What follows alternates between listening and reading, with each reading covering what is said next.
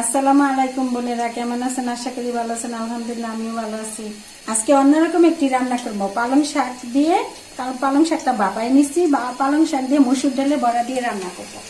আর বড়াগুলো বাছতেছি।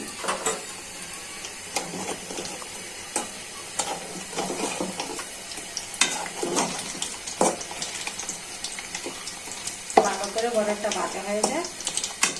বড়াটা এখন ভাজা হয়ে গেছে, উঠিয়ে নিচ্ছি।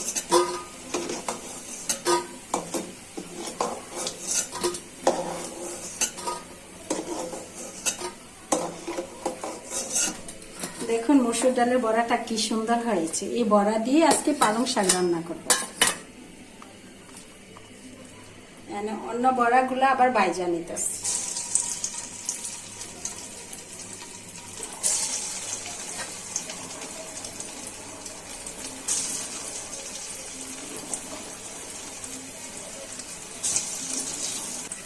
যারা মাছ মাংস বেশি খেতে চান না, এই নিরামিষ রান্নাটা একবার রান্না করে খেয়ে দেখবেন, মুখে অনেক স্বাদ লেগে থাকবে আর মুখে রুচি আসবে।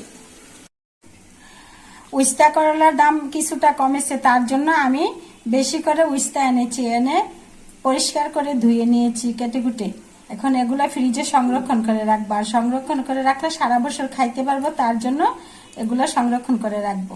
আর নষ্ট হয় না। এরকম ধোয়ার পরে মাছের মতো টুবলা করে যে যেরকম আন্দাজে খাবেন এরকম ভাবে রাখবেন, সারা বছর খেতে পারবেন, অনেক স্বাদ।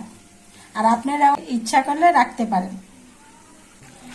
এখন উস্তাগুলা কেটে কুটে পরিষ্কার করে ধুয়ে নিচ্ছি। এখন সংরক্ষণ করে রাখবো, যখন ইচ্ছা যাতে খাইতে পারি। আর আপনারা ইচ্ছা করলে সংরক্ষণ করে রাখতে পারবেন সারা বছর।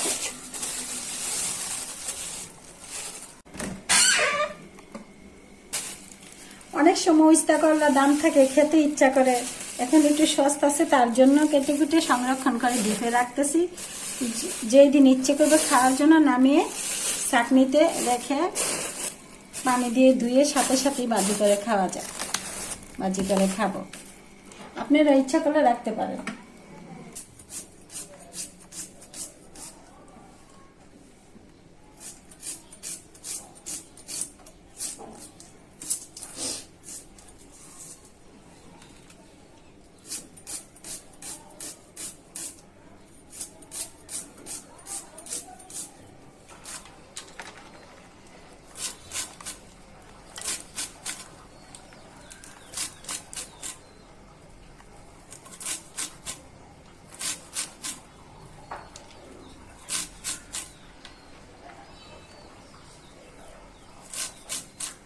তেলটা গরম হয়ে গেছে, পেঁয়াজগুলো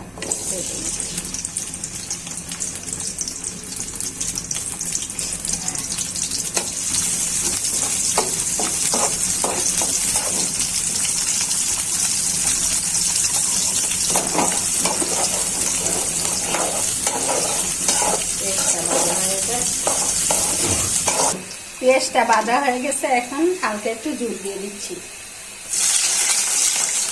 যাতে মশলাটা পুড়ে না যায়।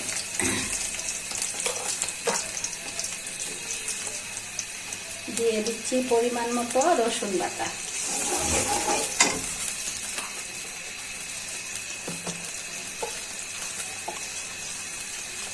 দিয়ে দিচ্ছি পরিমাণ মতো হলুদের গুঁড়া। দিয়ে দিচ্ছি পরিমাণ মতো মরিচের গুঁড়া। দিয়ে দিচ্ছি পরিমাণ মতো জিরার গুঁড়া। এখন নেড়ে চেড়ে মশলাটা কষিয়ে নিয়ে দিয়ে দিচ্ছি স্বাদ মতো লবণ। এখন মশলাটা কষানো হয়ে যায়। মশলাটা কষানো হয়ে গেছে। এখন বাটিয়ে রাখা পালং শাকগুলো দিয়ে দিচ্ছি।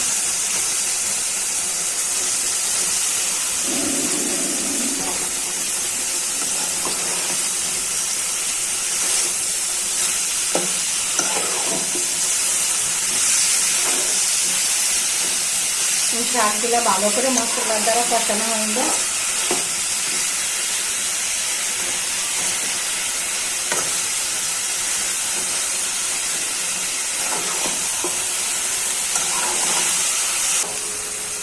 এখন পালং শাকটা ভালো করে কষানো হয়ে গেছে। দেখুন কি সুন্দর একটা কালার আসছে। হালকা একটু জল দিয়ে দেয় যাতে বড়াটির সাথে মিলেমিশে যায়। এগুলোতে বেশি জল দেওয়া যায় না, শুকনো শুকনোই রাখবো। সাথে দিয়ে দিচ্ছি বড়াগুলো। যে মসুর ডালের বড়া দিয়ে এরকম ভাবে রান্না করে খেয়ে দেখবো, অন্যরকম একটা স্বাদ।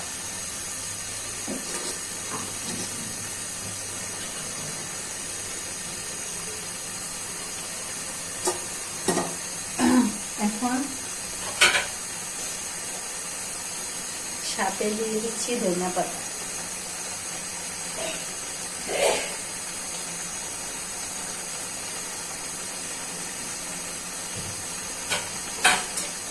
বোনেরা একটু ঢেকে দিই সিদ্ধ হওয়ার জন্য। দেখি বোনেরা তরকারিটা হয়েছে কিনা। ও কি সুন্দর একটা কালার এসছে। পালং শাকে তো জানোই কত গুণাগুণ আছে, ভিটামিন আছে। তারপর ডাউলে তো ভিটামিনের শেষই নাই। ও অন্যরকম একটা টেস্ট, স্বাদ হয়েছে বোনেরা। এই নিরামিষ তরকারিটা আপনারা রান্না করে খেয়ে দেখবেন, মাছ মাংস রেখে এই তরকারিটা খাবেন, এত টেস্ট তরকারিটা। এখন অন্য রান্না করব, ডিম রান্না করব অন্যরকম ভাবে একটা রেসিপি। ওই রান্নাটা আপনাদের সাথে শেয়ার করবো রান্না করার পরে। ডিমটা আজকে ভুনা করেছি, পেঁয়াজটা ভেজে সব ময় মশলা কষাই নিছি। তারপরে ডিমটাকে ছেড়ে দিচ্ছি, সেইটা ঢাকনা দিয়ে ডাইকা নিছি।